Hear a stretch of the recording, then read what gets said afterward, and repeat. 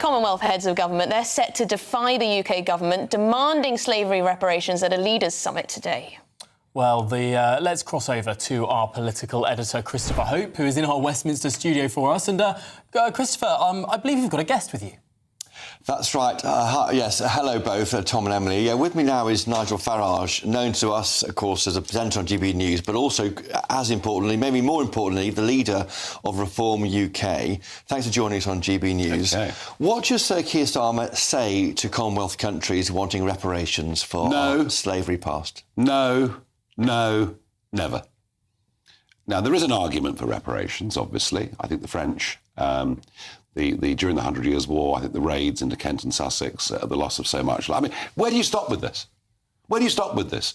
Do you go for reparations against the African black slave traders who sold the slaves to us in the first place? I mean, you know, actually, are we owed reparations from the Portuguese, Spanish, who carried on slaving, and we at a massive cost stopped them doing it?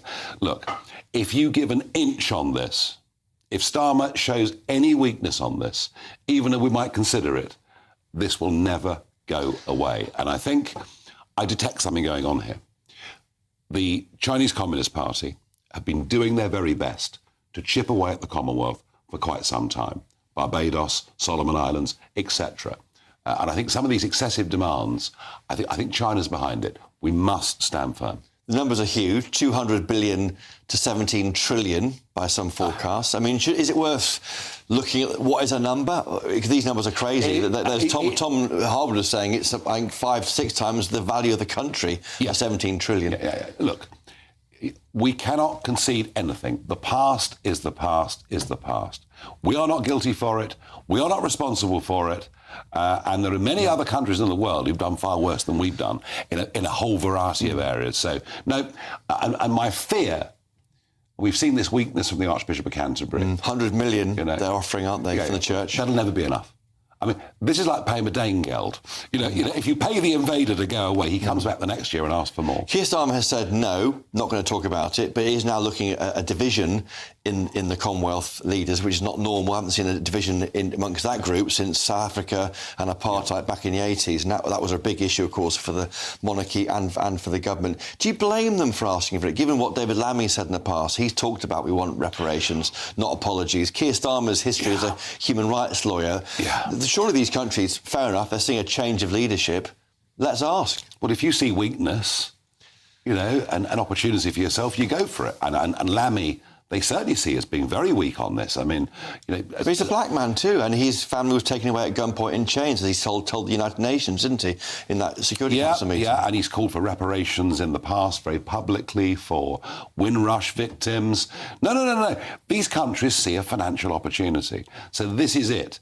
Starmer has to put, and Lammy, have to put the tin lid on this debate for good. We do help them with aid money. We do help the developing world with aid money. We try and support them that way. Is that a way of saying that this is a way of giving back after we took so much? Ironically, the aid budget, of course, is falling because we're using that money to house people who, as we speak, are crossing the English Channel at a cost of 41,000 quid a year for each person. 8 million a year in hotels. Aid is not the answer. Trade is the answer. Many of these Caribbean islands struggle to sell their goods to us because of EU rules. This is the way that Brexit should have allowed us to come closer to the Commonwealth. I'm afraid it hasn't happened. Story of the day in the UK, aside from reparations, is Donald Trump writing he's concerned about Labour. Is it a serious letter? Is it just a bit of play? They talk about Yorktown, don't they? They talk about the history of knocking on doors of Brits in America. So is it serious? You know what he's like. He's quite mischievous, Donald Trump, isn't he? Oh, very. Of course. So is it a serious issue or one that's blown up? When he's not working at McDonald's, he does a bit of politics as well. And, I mean, he is mischievous, of course he is. Look, I think it is absolutely crazy. And we can argue about the LinkedIn post, not saying they have to take time off, not saying they have to pay airfares. We can argue about the paid visit that Morgan McSweeney and others took, the Labour Party paid for them to go to the convention. Were they giving advice on targeting elections? We can argue about all of that. What matters is that America is our most important relationship in the world, important in terms of security and intelligence sharing, important in military terms because without us, we are the linchpin between us of NATO, important because America's the biggest foreign investor in Britain and us in America.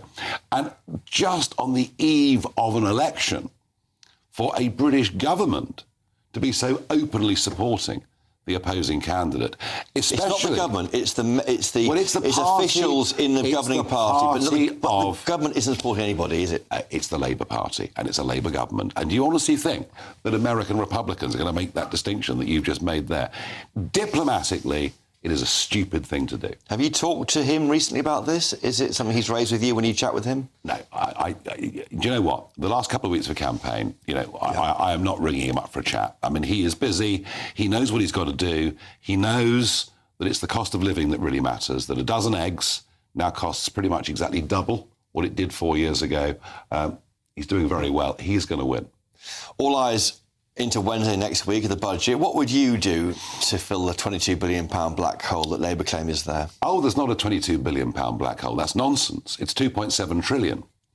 And it's growing every single year. That's the debt figure. Yeah, we've had 14 years of the Conservatives saying we're reducing the deficit, we're reducing the deficit. Well, they took over in the wake of the biggest bailouts of the banking industry that to that moment in time had ever been seen.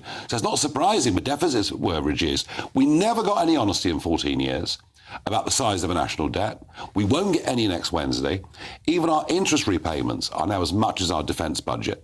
And not just nationally, but individually.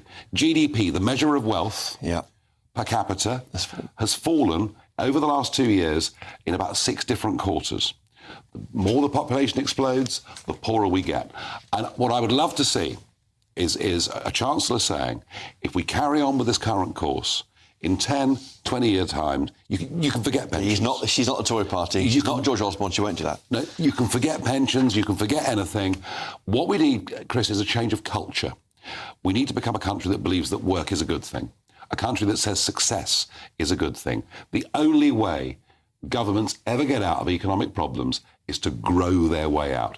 I expect to see anti-small business without any growth incentives at all next week. Yeah. Looking into next May's local elections, you've written today to 1,352 people. Who are these people? Sitting Conservative county councillors who won their seats 4 years ago at what was peak Boris. It was the same day they won the Hartlepool by-election. Boris was going to be PM for the next 15 years, and a lot of them got elected and were surprised. Most of them, if they stand again, will lose their seats next May, partly because of the collapse of support. So what are you offering the Conservative Party? And what I'm saying is this. Reform are taking these elections very seriously. We will be standing candidates against them. They will almost certainly, most of them, lose their seats. But if they believe in the same values and principles that we do, very happy to consider them becoming candidates for us. What do you think about your current candidates you've already chosen? Might be a bit peeved if you bring in Tory councillors to replace them. The reason I've given them a couple of weeks to come back is our process of selecting begins in November. So I'm doing this before we've selected anybody. And the one thing we've got a huge number of enthusiastic people. The one thing we haven't got are many people with real experience of local government. So some of these people coming on board would help us enormously. And how would you expect to come back and come across? I honestly don't know. I mean, you've got 28 reform councillors at the moment, so would you double that figure? There are councillors at district level and Summit County coming to us every single week. I don't expect this letter to have an immediate hit because they'll say, well, we're going to wait and see whether Kemi wins or whether Generic wins. But the truth is, my view is the Conservative brand is so broken that it doesn't really matter. But I'd be surprised if... We've already had, this morning one's joined already. I've got a couple on my desk to talk to who seem very keen. Let's see where we go. It's all on you, isn't it? It's a lot of pressure on you all the time. I mean, because you're the public face of this party. Well, without pressure, life would be very dull.